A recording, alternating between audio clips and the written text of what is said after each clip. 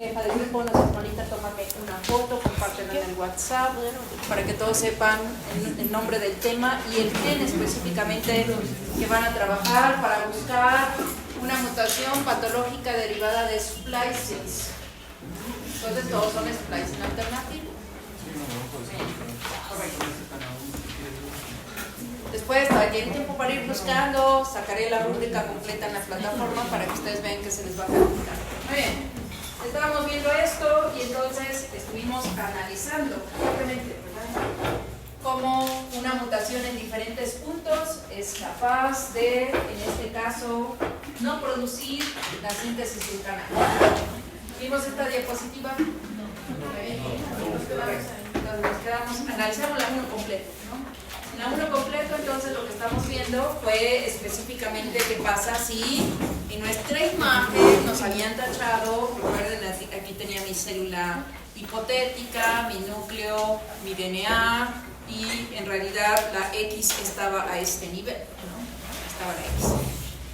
En la imagen número 2 de su set, entonces lo que puedo ver es que está el RNA, ¿verdad?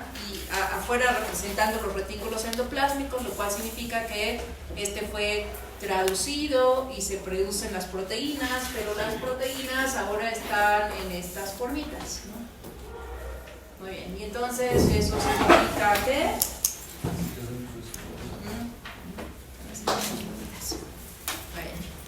y eso entonces, vamos a ver, significa que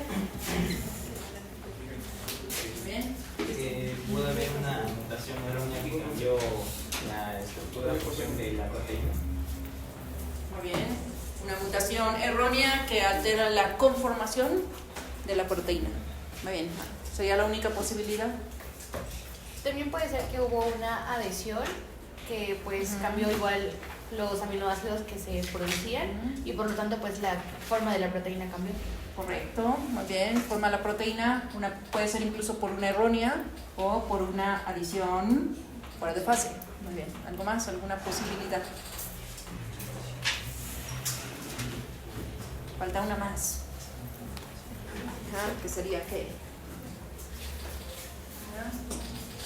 ¿Qué otra posibilidad podría causar eso?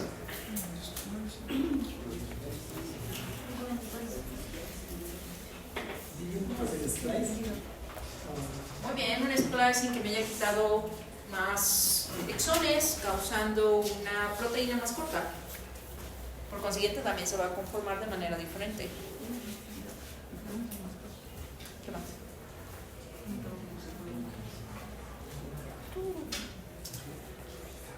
Ya se les acaban las posibilidades. Entonces, efectivamente, cualquiera mutación puntual o fuera de fase, por adición o por deleción, o incluso splicings alternativos, como en esta investigación que están haciendo patológicos, causa que la proteína se conforme de manera diferente o incluso esté más pequeña o más grande de lo normal.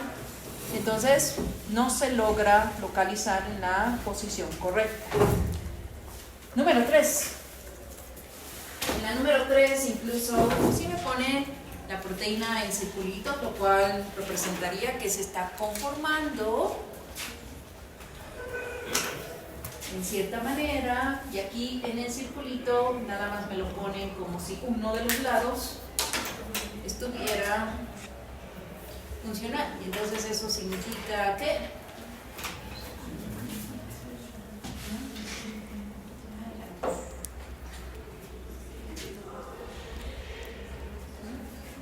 hubo un error en el plegamiento de los aminoácidos y ya no tuvo la... Correcto, el plegamiento de aminoácidos pudieran ser que ya no me conformo igual, aunque llego a la superficie. ¿Qué otra posibilidad? ¿Crees que hay alguna alteración estructural en ese canal? ¿Causada específicamente en qué parte del canal? ¿Cómo lo explico? A nivel de mutaciones, acuérdense que esa es nuestra clase. ¿Mutaciones dónde pueden causar qué? A nivel de receptores.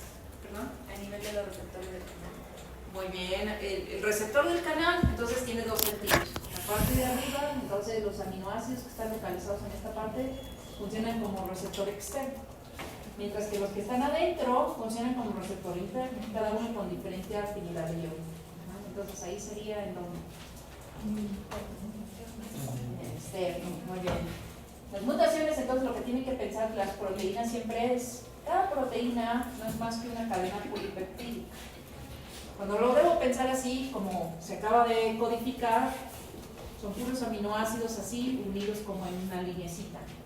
Pero después tengo que pensar que los aminoácidos tienen características físicas de polares, no polares, ¿verdad? Lipofílicos, lipofóbicos, y entonces eso entre ellos puede causar, ejemplo, que estos dos tuvieran una atracción, y al hacer atracción, entonces esto cerraría un círculo, por ejemplo.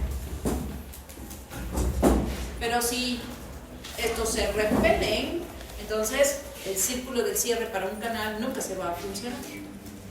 Entonces lo que ustedes tienen que pensar para explicar las mutaciones en una proteína ya conformada es qué y en qué punto pudo haber sucedido la mutación para causar esto, ¿no? Entonces aquí en esta sería el interno, porque adentro está, perdón, sí, por está cerrado, eso significaría uno, que tal vez está disminuida la afinidad de iones. Recuerden que este es un canal que requiere energía, requiere cierto número de iones para apertura.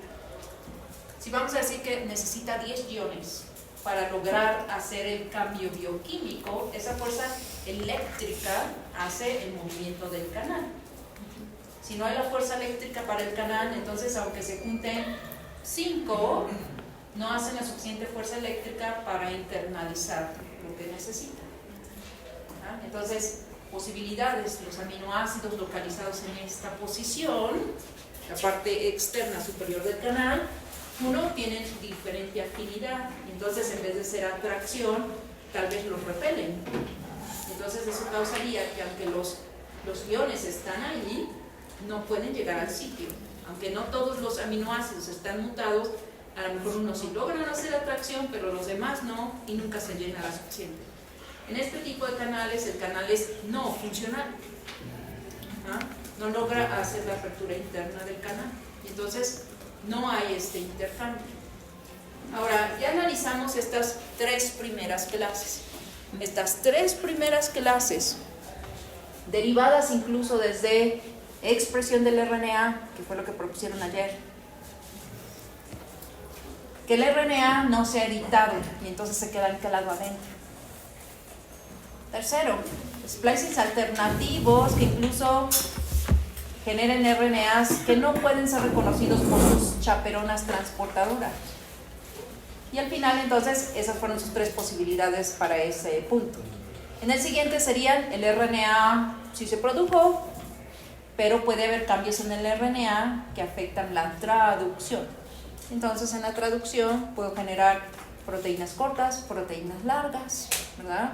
O proteínas con errores que hacen que las afinidades bioquímicas van a cambiar. La proteína no se puede plegar correctamente. Mientras que en la tercera, pese a que hubo el RNA correcto, se editó, se generó la forma, pero la mutación causa la afinidad bioquímica. No logra la suficiente afinidad bioquímica para hacer funcionar el canal. Estas 3 clases son las clases clasificadas como subletal. Entonces, con la expresión fenotípica, estas 3 clases nos dan subletal. ¿Subletal es qué? Dijimos ayer en nuestra clasificación. Mano levantada. Ajá. Leonardo. Sí, creo que llegaban a nacer, ¿no? Pero luego iban a morir. Muy bien, vamos a ver allá. Ajá, que permitía la vida, pero había una disfunción ya estructural y que generalmente esos pacientes morían cuando querían morir. Muy bien.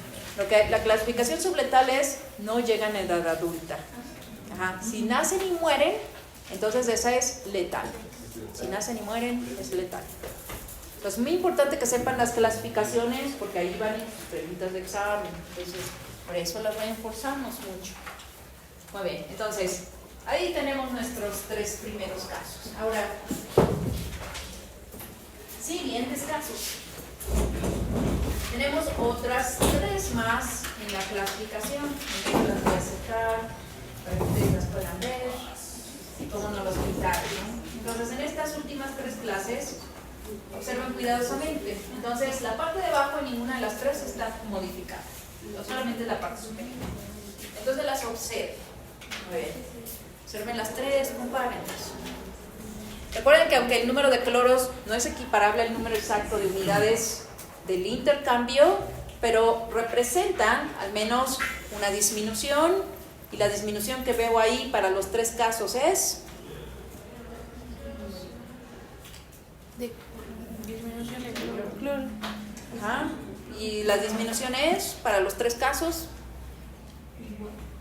Correcto, ¿quién dijo la palabra? Ajá, se ven aparentemente iguales.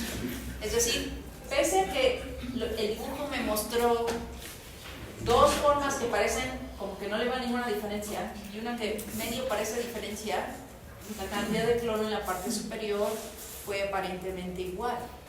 Es decir, el intercambio se está llevando a cabo, pero de manera deficiente. Ahora vamos a entender cuál es el motivo de esa deficiencia. Caso número 4. ¿Quién quiere postular algo para ese 4? En donde me dibujaron el canal, sí, ¿verdad? Y que el canal me lo dibujaron como despunteado, yo más bien lo pondría así como en onditas en la parte interior, así. Ajá.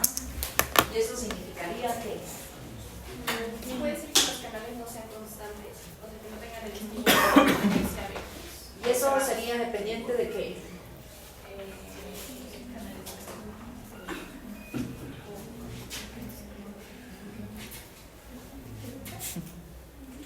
Pues de las proteínas. Las proteínas tienen que. Los aminoácidos tienen que. Ya vi la respuesta. Ya vi, la vi de este lado. Que no se abran correctamente. Ah, pero ¿por qué? Ah, ya dimos esta explicación. Pero sí ponen atención. ¿Por la actividad? Por la afinidad bioquímica. Recuerden que sus preguntas tienen que estar sustentadas. Y el sustento es, cada proteína, lo más importante de una proteína es la afinidad bioquímica que cada uno de los aminoácidos ejerce contra el otro. No solo contra el continuo, sino también contra la misma cadena. En realidad, originalmente sale con una cadena, pero de acuerdo a las propiedades bioquímicas, algunas partes se van a acercar y otras se van a repeler. Y eso da la forma estructural de la proteína.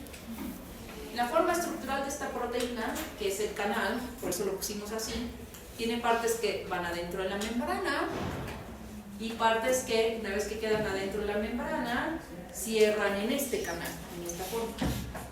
Entonces, primero hace pasos por la membrana y luego cierra.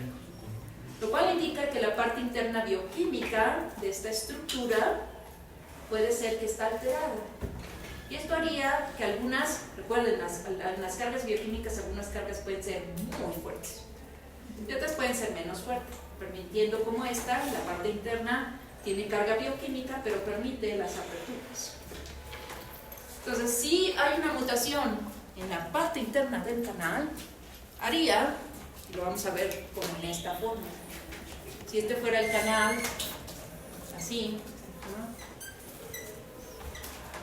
Si lo dibujamos como nos los ponen en el libro, que es así, esto únicamente indicaría que permite el paso.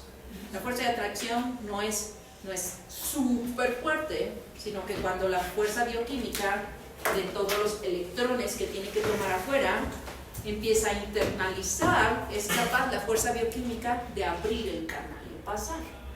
Pero si la fuerza bioquímica es tan fuerte, le va a costar más trabajo y más energía poder hacer este cambio. Entonces le cuesta más trabajo y eso disminuye la cantidad de tiempo del paso. El canal está, pero ahora tiene que estar así, ¿no? Y además le cuesta más trabajo, ya tiene sus 10 iones afuera, listos para internalizar. Pero le cuesta más trabajo vencer la energía y más capacidad de AMP cíclico, entonces finalmente rompe y hace este evento. Mismo porque el evento es interno del canal, entonces toma sus iones internos, está listo para internalizar, pero nuevamente tiene que sufrir para vencer la fuerza bioquímica de este evento y romperla. Entonces el canal está, pero el número de iones que está pasando es menos. ¿Entendimos el evento? El canal existe y es funcional, pero la cantidad de tiempo y iones puede estar disminuida. ¿De acuerdo? Ahí hay varias mutaciones en diferentes partes del canal. ¿Ah? Es lo que tiene que vencer en la parte interna con respecto a fuerza bioquímica. Las fuerzas bioquímicas internas están, y cuando los iones van a internalizar, pueden romper y pasar y hacer este movimiento sin ningún problema. Pero cuando están mutadas, la fuerza bioquímica es más. Entonces me va a costar más trabajo romper esta fuerza para que finalmente permita el paso y cierre. Y le va a volver a costar otra vez otro montón de fuerza para volver a abrir. Ajá, ¿ahora sí quedó claro? Sí. Entonces el canal existe, es funcional, pero es el tiempo en el que le toma hacer su evento. Por eso dice fallas en la conducción. Fallas en la conducción no solo recibe el mismo número. Otro tipo de mutaciones en esta proteína es si las proteínas que tienen que hacer la afinidad son las mutantes. Lo de arriba está mutado y entonces cuando el ion llega, en vez de atraerlo, lo repele.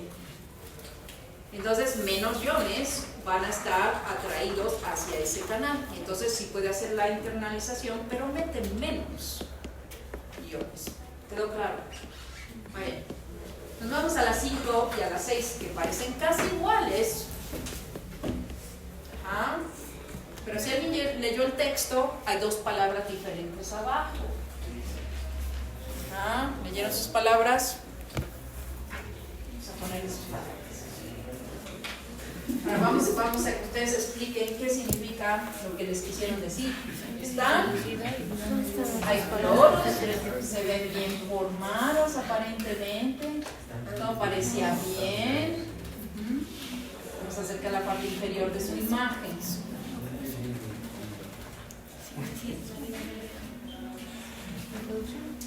Una dice síntesis reducida y otra dice bigamia. ¿Qué es síntesis reducida? ¿Cómo explico eso? Ajá, en términos de clase genética, ya aprendimos todos los procedimientos. ¿Eso significa qué? El evento puede estar en... pues el evento está se alentó. O sea, que la expresión del gen no tiene la rapidez o la velocidad que debe de tener. ¿Y eso lo controla quién? Los iniciadores son los que se encargan de mantener la posibilidad, Ezequiel.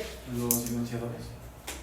Los factores de transcripción específicos. Los factores de transcripción. Entonces, cuando me dicen expresión de la proteína, síntesis, en realidad no significa de la proteína. Lo que se reduce primero es el RNA. Entonces esto significa que lo que yo tengo, ¿verdad? Recuerdo mi gen, recuerdo mi punto de inicio de la transcripción, este es el RNA, pero quien regula la síntesis son primero los factores generales, los factores específicos, incluyendo tanto como con todo lo que propusieron para la anterior, ¿no? Si hay mutaciones en el factor, entonces el factor no se puede unir a su sitio motif, y entonces no hay traducción. Ahora, si dice reducida, quiere decir que el evento sí se está llevando a cabo, lo cual me indicaría que tal vez tengo silenciadores. Los silenciadores disrumpen los complejos, y al disrumpir un complejo, entonces podría ser que la síntesis de RNA está siendo disminuida. No significa que no está, porque allí estaba el canal. Quiere decir que ahí está siendo editado para que quede solo sus exones, ¿verdad? Fue transportado afuera del núcleo y después de fuera del núcleo llegó a los ribosomas, hizo sus fases, se localizó en el canal. Todo parece ser bioquímicamente bien en esta parte. Todo parece bien, todo es muy bonito en el canal. Y entonces, ¿qué pasa si tengo una síntesis reducida? Fisiológicamente hablando, ahora ya vamos. Ya entendimos qué pasó con la mutación y en dónde está el punto de esta mutación. Ahora, ¿qué pasa si tengo una síntesis reducida? No sé si sea correcto, pero tal vez no tiene un número adecuado de canales, aunque esto sí funciona. Correcto. Entonces eso significaría que si necesito 100 canales y solamente pude producir 50, están y los que están funcionan bien, pero no tengo los suficientes. ¿Ah? Ahora, ¿eso es relevante o no es relevante? Vamos a decir, ¿qué tal que alguien aquí tiene una síntesis reducida? Porque las variantes, algunas variantes, tienen de este tipo de mutaciones y no todos tenemos las mismas variantes. Entonces vamos a decir, vamos a organizar una carrera de aquí hasta Plaza Dorada o la 31 y ya estamos todos listos en la meta de salida, ya nos estamos estirando, ¿verdad? Listos para correr. Entonces arrancamos la carrera. Cuando estamos haciendo función ventilatoria, entonces esfuerzo a mi sistema. Entonces los que no tienen suficientes canales, primero se empiezan a sofocar. Porque una de las principales funciones del pulmón, fisiológicamente hablando, pues es el intercambio gaseoso. Y si no tengo suficientes canales que me ayuden a hacer todos esos intercambios, etcétera, etcétera, función, mocos, etcétera, recuerden que aquí la fisiología es, si disminuyo las mucosidades, entonces está más seco. Si está más seco, a lo mejor yo curso con infecciones respiratorias crónicas y no me he dado cuenta. Y siempre siento resequedad. Ajá. Y entonces cuando me esfuerzo a una carrera, ahora sí voy a ver el evento. Estoy forzando el sistema. Entonces, ¿ya vieron la diferencia? El paciente puede vivir incluso muchos años de su vida sin que le pase nada, porque no todos los días se echa una carrera de 10 kilómetros. Entonces, puede subsistir haciendo una función. Ahora, ¿qué pasa con la palabra reducción de la vida media? ¿Me puede decir, doctora, que los canales como tal no duran el tiempo estimado que deberían hacerlo? Es menos tiempo que esta. Muy bien, ahora vamos a pensar en un ejemplo que sí conoce. ¿Qué célula conoces? Su vida media. Muy bien, eritrocitos es lo más común. Entonces, ¿cuánto tiempo viven los eritrocitos? ¿Qué tal que en el paciente viven 100 días? ¿Qué le pasa al paciente? Pues va a tener, puede tener anemia. Puede. ¿Qué tal que tiene 50? Pues puede una. No sé si estoy bien, o de que puede dar también mejor. Ajá, pero no estás viendo piensa la perspectiva. Tenía que vivir sus 100 y tantos días, pero ahora viven 50. ¿Y qué es lo primero que va a suceder? Va a haber un evento compensatorio. Entonces el paciente va primero a compensar y en cierta manera en una vida tranquila puede subsistir. Y a lo mejor tiene una anemia ligera, pero puede no darse cuenta. Ahora, ¿qué pasa a ese paciente al paso de los años? Porque a lo mejor tiene una fuente limitada del origen. ¿De dónde vienen los eritrocitos? Médula. ¿Qué le pasa a la médula? Por eso son las leucemias. ¿Qué pasa con la médula? Se devasta. Durante un tiempo lo va a compensar, pero después va a devastar su fuente. ¿Y qué pasa cuando la fuente se le acaba? Ahora sí va a presentar un cuadro clínico. ¿Se dan cuenta? La reducción de la vida media sucede por mutaciones que alteran la forma de la proteína de manera ligera. Es decir, logra pasar muchos filtros. Entonces vamos a empezar el filtro número 1. Vamos a decir entonces que el filtro para entrar a la Facultad de Medicina aparentemente pudiera ser la credencial y el uniforme. Ajá. O el QR. Entonces vamos a decir que el día de hoy vamos a correr de la clase a todos los que no traen uniforme. Entonces empezamos, decimos, si mínimamente trae una prenda blanca, le voy a poner una marca, pero no lo voy a poner. Entonces no le pudimos poner marca, ¿se dieron cuenta? Entonces vamos a sacar las me voy a acabar todas aquí. Muy bien, marca porque no trae pantalón blanco, no trae blusa blanca, no trae No trae zapato blanco.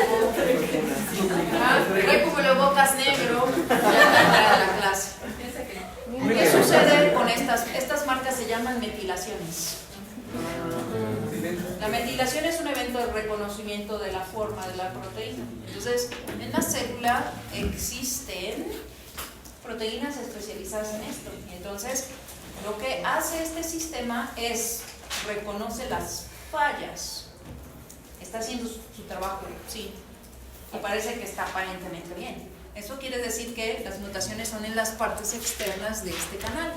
No afectan la funcionalidad, no afectan la afinidad, pero afecta su forma. Y entonces con 5 marcas que ya le pusimos aquí, se va para afuera de la clase.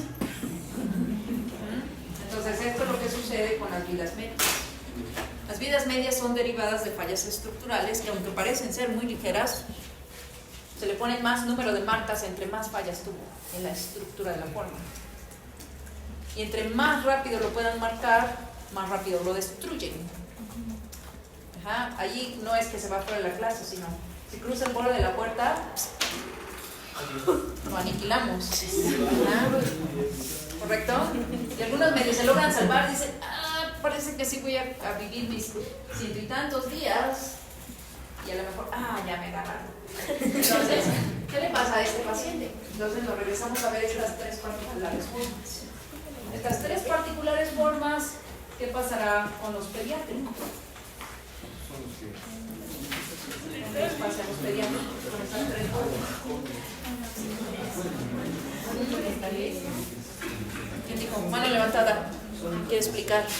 Bueno, trabajando con el primero, que era que pues, no está encontrado el canal, podría ser que tenga eventos descompensatorios de la enfermedad o la mutación que tenga, entonces haya pues, momentos o situaciones en las que esté bien y otras en las que pues sea más correcto, grave. Muy bien. ¿Qué más le puede pasar al pediátrico en estas condiciones?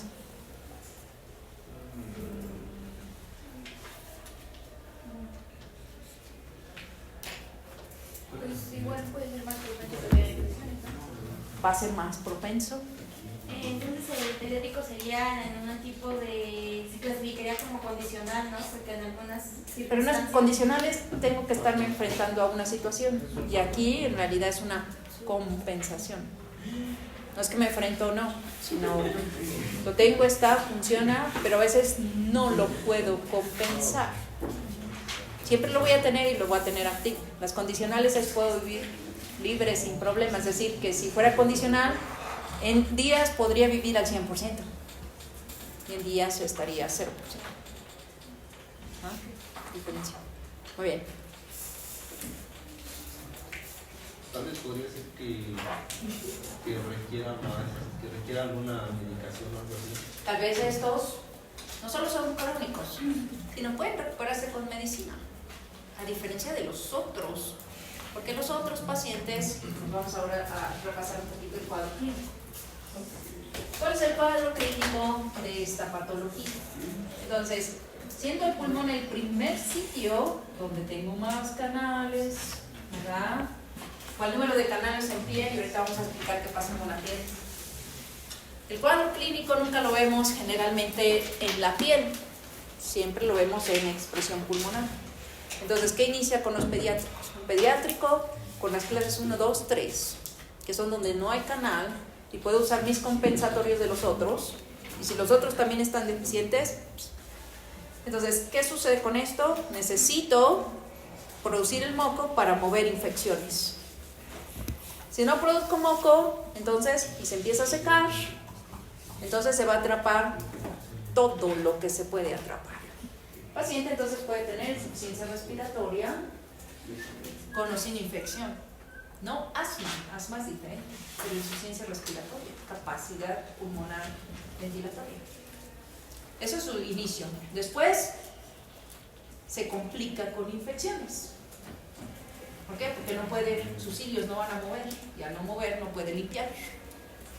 Las infecciones entonces iniciamos desde las más básicas, una simple gripa que después entonces se queda con bacterias, puede ser hongos de acuerdo al lugar donde viven, comunes. Este pediátrico, debido a que no puede salir rápidamente de sus eventos, se puede complicar generalmente con neumonías. Y entonces le va a costar mucho más trabajo con antibióticos salir de las neumonías. Ahora, adicionalmente, si ustedes leyeron la serie de bacterias frecuentes, aquí son pseudomonas, son, no sé, puras cianobacterias. Quiere decir que todo lo inusual hospitalario es lo que se va a atrapar. ¿Por qué? Porque no tiene capacidad. Su problema entonces se vuelve crónico, infeccioso, no puede salir de la neumonía, cae en unidad de cuidados intensivos. Entonces su muerte puede ser uno por sepsis per se, puede ser por el problema de la neumonía e insuficiencia respiratoria, que cae en una insuficiencia respiratoria y el paciente muere, ¿no? Entonces, esas son las causas de muerte. ¿Cómo identifica un pediátrico en esta condición? Porque cuando ustedes ya estén graduados y tengan su consultorio muy bonito, la consulta más grande es pediátrica. Y entonces, ¿qué es lo más frecuente de la consulta pediátrica? Gripa, tos. Entonces, muy importante, ¿verdad? Ustedes tomaron su práctica clínica 1 y aprendieron a hacer expediente y dicen, voy a sacar el expediente de mi paciente fulano de tal. No importa si ustedes viven en la particular, no crean que no tener expedientes no es necesario. Por eso se les enseña manejo de los expedientes. ¿Por qué? Porque ahora la mamá te puede ir a demandar y el papá te puede ir a demandar. Porque fuiste tú quien lo vio y tú quien le dio ese medicamento y tú quien no le dijiste que tenía fibrosis quística. Entonces, ¿cómo te das cuenta de eso? Entonces, un pediátrico normal probablemente se puede enfermar ¿cuántas veces al año de una gripe o tos? 3. Dice 3 promedio. Pero tienes un paciente que está no solo con sus 3 veces, pero cada vez que vino estuvo contigo en recuperación aproximadamente entre 1 y 2 meses. Es decir, es un pediátrico que no va a salir rápido de su infección. Y si no sale rápido, se queda con tos crónica. Y si se queda con tos crónica, se va a insuficiencia respiratoria y empieza con inflamación pulmonar. ¿Ya vieron? Y lo tienes frecuentemente. Y entonces cada que sacas el expediente y dices, ay, sí, apénganlo bien. Diciembre, ya es febrero, 20 y tantos, no, 18, lo vi en tantos, tiene tantos días, está muy cerca. Y tardó tantos días la vez pasada. Eso quiere decir que tuvo un periodo de salud de menos de un mes. Estos pacientes entonces empezarán a estar constantemente en servicio en situaciones crónicas, que a lo mejor tú ya no lo puedes ver y lo mandas al hospital para que esté en unidad de cuidados intensivos, necesite cámara de respiración. ¿Ya vieron la diferencia? Entonces lo que debo pensar, uno, ¿verdad? Si ustedes son médicos generales, mandarlo directo a pediatría. Si ustedes ya son los pediatras, entonces ¿cuál es su frecuencia del evento? Y solicitar, ¿verdad?, la prueba de fibrosis quística, que interesantemente no son pruebas ni siquiera muy caras, que es la que vamos a aprender a interpretar. Y además, ¿verdad?, en el tamiz metabólico está la prueba de fibrosis quística. Pero interesantemente, ¿por qué no todos los niños que tienen fibrosis quística fueron detectados en el tamiz? ¿Por qué no todos los niños que sí tienen fibrosis quística como diagnóstico adelante fueron detectados en el tamiz? Si a todos los niños se les hace el tamiz. Porque la enfermedad se desarrolla tardíamente y el tamiz es a la semana. ¿No? Esa es una de las causas. ¿Qué más?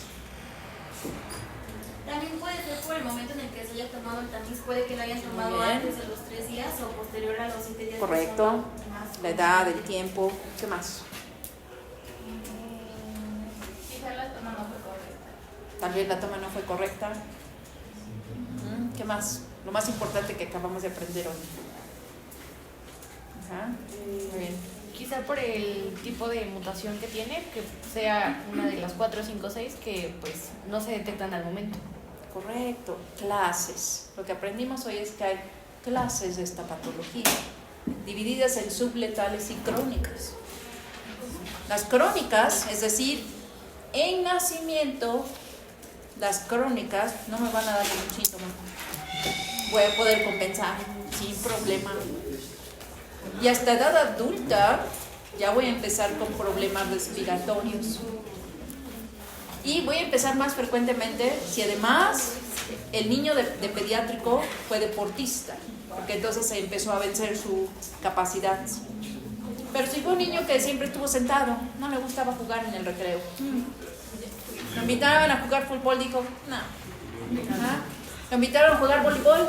No. ¿Lo invitan a andar en bici?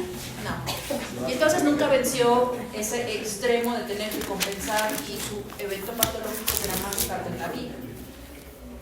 ¿Ah? Depende el uso de tu sistema lo que vas a vencer. Entonces, ahí ya vimos una primera parte. ¿Qué pasa con las clases 4, 5 y 6 con respecto a este sistema? Entonces, ya me voy a enfrentar con un paciente adulto. ¿Ah? Y en la adultez, entonces, ¿en qué etapa de mi vida sí hice ejercicio y fui deportista, etcétera? Entonces ya devasté un poquito mis reservas. Ya no voy a poder compensar tan fácil. Disminuye mi sistema inmunológico. Ya no voy a poder defender tan fácil. Entonces voy a empezar como los niños, a tener un aumento en el número de frecuencia, aumento en el número de la duración, aumento en la resistencia de los patógenos que voy a presentar y empiezo a presentar patógenos fuera de lo normal. Entonces eso me hace pensar en la posibilidad de que a lo mejor este paciente es un paciente con fibrosis quística. Pensarlo en la adultez es más difícil que sean enviados a genética. Pensarlo en los niños sí, pero el problema de las primeras 3 clases de diagnóstico pediátrico es que sabemos que esos niños no hay modo de recuperarles los canales, todavía no lo hay. Tal vez algún día con las nuevas técnicas de CRIS, donde podemos insertar el gen de manera estable, se pueda lograr, pero hasta el momento no se ha logrado. Hay técnicas todavía tratando de insertar genes que no tienes. Tienes el gen patológico, ¿por qué no te inserto un gen nuevo y expresas el canal como es? Eso es lo que se está tratando en genética. No se ha logrado todavía. Eso no significa que a lo mejor en algunos años sí lo logren. En los momentos no lo hay. No hay cómo sustituirle el canal pediátrico. Y el del adulto tiene canal, pero es deficiente.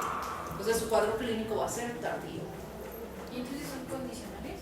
No es condicional, porque condicional es cuando no tienes el agente vives feliz. Y acá siempre has vivido con deficiencia, que no lo has notado, pero vives con una deficiencia. ¿Y cuál quedaría? Esta solamente es crónica. Entonces, ahí en las clasificaciones, todos aquellos que no son en las letales, subletales, condicionales, beneficiosas, neutras, se vuelven en el general, que son todo lo crónico. Entonces son las 4, 5 y 6 son las crónicas, 1, 2, 3, subletal. El niño va a vivir, pero eventualmente va a caer en alguna de estas complicaciones y va a morir, ya no puede subsistir. ¿Pregunta hasta ahí? Muy bien. Ahora, en la piel, que es el segundo sistema con más cantidad, ¿qué pasa en la piel? La piel entonces no puede hacer el intercambio. Si no puede hacer el intercambio, no es tan severo, pero se va a acumular el ion. ¿Y qué pasa con el ion? Si se acumula en la piel.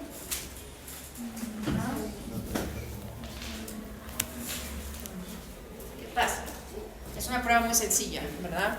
Se echan un montón de cloro en la piel. Y vamos a ver cuánto tiempo se lo quitan el olor. ¿Y qué pasa si la cantidad de cloro es tanta? ¿Qué le puede pasar a la piel? Se ulcera. Puede quemar. Pero estamos hablando de situaciones extremas porque es un experimento. Pero, ¿qué pasa con el cloro en la piel si no hace su función? Se acumula. Y si se acumula cloro en la piel, ¿qué pasa con la piel? Primero, huele a cloro.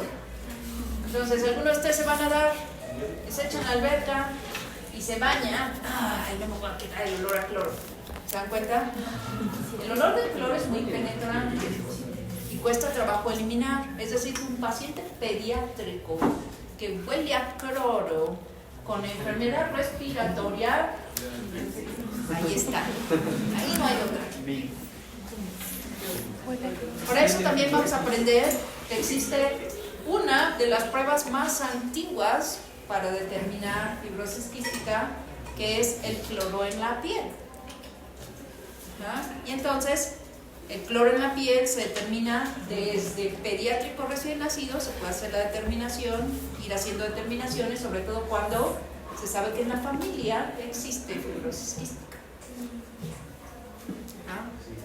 Entonces, hay formas de hacer estas determinaciones. Esto es lo que pasa. ¿Qué pasa además en la piel? El cloro en la piel empieza a causar resequedad. Y la resequedad les da comezón.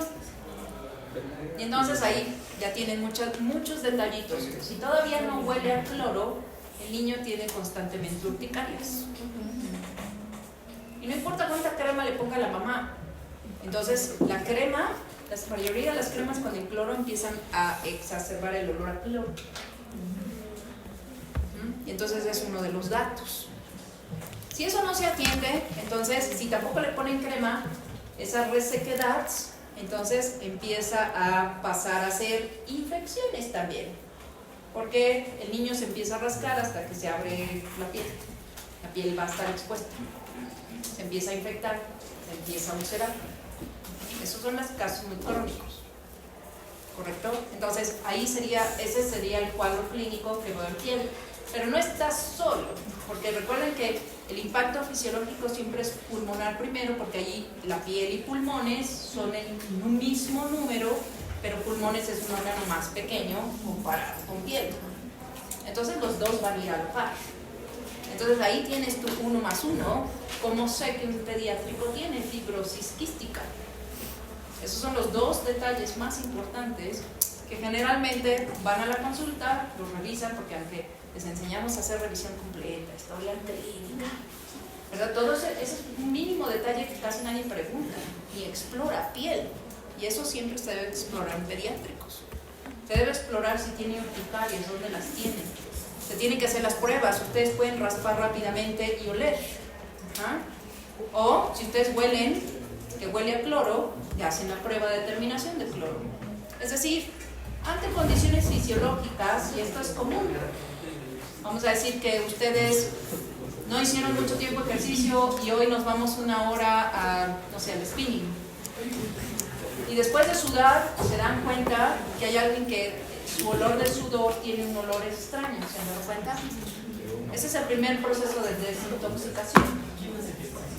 Y entonces ese olor al cloro es un olor normal. Por desintoxicarte de todo lo que tienes acumulado cuando no haces mucho ejercicio. Una vez que haces siempre mucho ejercicio, generalmente nunca hueles a cloro. Pero imagínense, si el pediátrico juega todos los días, pero pese a que se baña, el olor no se va porque no puede hacer la función normal. Entonces ahí tienen sus claves de cómo voy haciendo mi diagnóstico, ¿correcto?